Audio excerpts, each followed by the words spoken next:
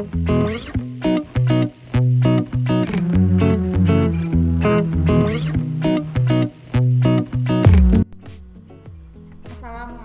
warahmatullahi wabarakatuh. Anak-anak semuanya, ketemu lagi dengan kami guru kelas 5. Sekarang masuk pembelajaran 5 dan 6. Kita gabung ya di tema 1 subtema 2.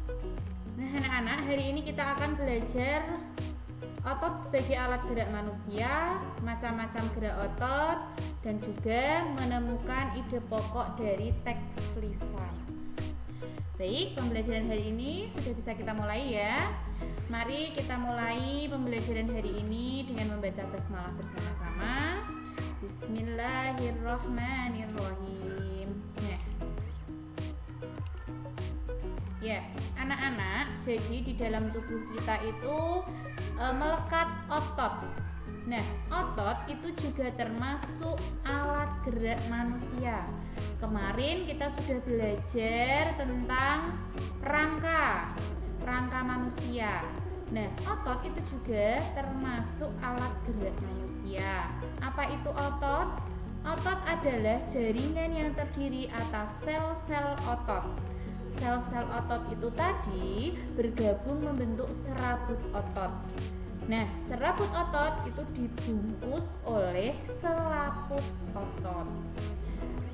Otot itu mampu merenggang atau merelaksasi dan juga mengerut. Jadi otot bisa merenggang dan mengerut. Akibatnya otot dapat menggerakkan rangka. Jadi alat gerak manusia itu, rangka itu juga bisa bergerak karena adanya otot. Baik, selanjutnya berdasarkan sel penyusunnya, otot dikelompokkan menjadi 3. Yang pertama, otot polos. Bentuknya seperti ini ya, otot polos. Nah, otot polos itu biasanya terdapat pada organ dalam, misalnya lambung, usus, dan lain-lain. Jadi ini contohnya ototnya itu terletak pada organ dalam. Selanjutnya yang kedua ada otot lurik. Kalau otot lurik bentuknya seperti ini ya anak-anak. Nah, terletak di mana? Melekat di mana? Biasanya melekat di rangka. Ini adalah di tangan. Baik, selanjutnya otot jantung. Kalau otot jantung bentuknya seperti ini. Dari jenisnya atau dari namanya otot jantung, berarti biasanya melekat di mana atau letaknya di mana? Di jantung, di organ jantung. Jelas ya?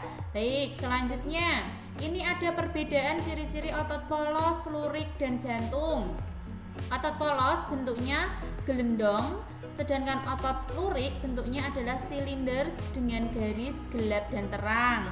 Sedangkan otot jantung bentuknya juga silindris. Otot polos terletak pada organ dalam, otot lurik melekat pada rangka, sedangkan otot jantung terletak pada jantung. Otot polos pergerakannya lambat dan mudah lelah. Otot lurik cepat dan mudah lelah, sedangkan otot jantung bekerja terus-menerus. Jadi kalau otot jantung itu kerjanya terus-menerus, tidak ada istirahat. Jadi tidak membutuhkan istirahat. Selanjutnya, kalau otot polos itu bekerja dengan diperintah otak. Sedangkan otot lurik bekerja secara sadar dengan diperintah otak. Kalau otot jantung itu berbeda, jadi bekerjanya tanpa kesadaran manusia, tanpa kita sadari. Selanjutnya, otot polos memiliki satu inti sel yang berada di tengah. Otot lurik mempunyai pigmen mioglobin, sedangkan otot jantung itu juga memiliki satu inti sel yang berada di tengah. Baik, kita lanjutkan. Nah, berikut adalah macam-macam gerak otot. Yang pertama, gerak meluruskan. Contohnya ketika anak-anak meluruskan siku tangannya ya. Terus menekan ke bawah atau menurun. Jadi ketika kita menundukkan kepala. Gerak memutar lengan. Ketika anak-anak olahraga, memutar lengan. itu juga gerak otot. Gerak menjauhkan, ada gerak mendekatkan dan juga membengkokkan. Nah, selanjutnya ketika otot itu juga ada hubungannya dengan sendi. Apa itu sendi?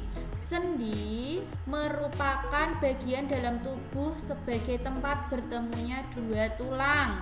Fungsi sendi yaitu menghubungkan tulang-tulang di dalam tubuh sehingga dapat digerakkan. Jadi ketika bergerak, sendi itu yang menghubungkan tulang-tulang di dalam tubuh. Ada 5 jenis sendi yang perlu kalian ketahui berdasarkan arah geraknya, yaitu ada sendi pelurus, sendi putar, sendi engsel, sendi pelana, dan sendi geser. Nah, ini letaknya. Sendi putar berada di sini. Sendi pelana itu di telapak tangan, sendi geser di kaki, sendi peluru di sini ya.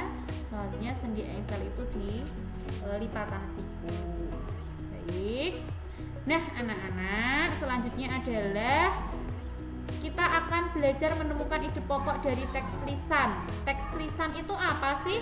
Teks lisan itu adalah jenis teks yang dibacakan. Jadi kalau biasanya anak-anak menemukan ide pokok dari bacaan yang dibaca atau tertulis, ini sedikit berbeda. Teksnya adalah nanti dibacakan, jadi lewat suara.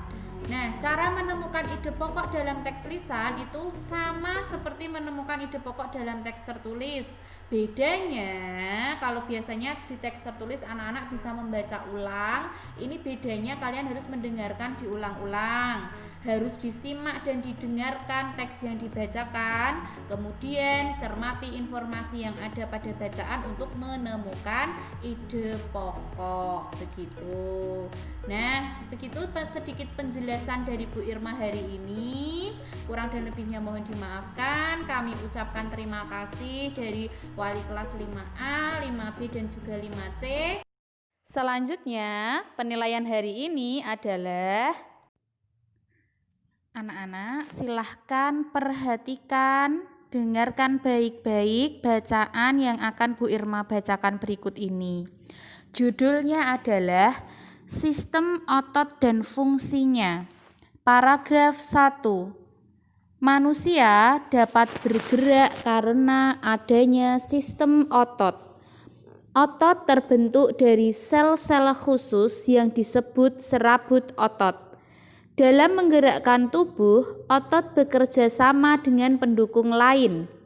Otot ada yang menempel pada tulang, membentuk organ dalam atau pembuluh darah, lalu bersama-sama bekerja menggerakkan organ tubuh. Paragraf 2. Otot terdiri atas 3 jenis. Pertama, yaitu otot jantung yang bekerja di daerah jantung. Kedua, yaitu otot polos atau otot involunter yang bekerja tanpa disadari. Misalnya, otot di saluran pencernaan dan di kandung kemih. Ketiga, yaitu otot rangka yang bekerja berdasarkan manusia secara sadar dan bertujuan. Misalnya, otot di punggung dan otot di leher. Paragraf 3. Tiap jenis otot dalam tubuh memiliki fungsi yang berbeda-beda.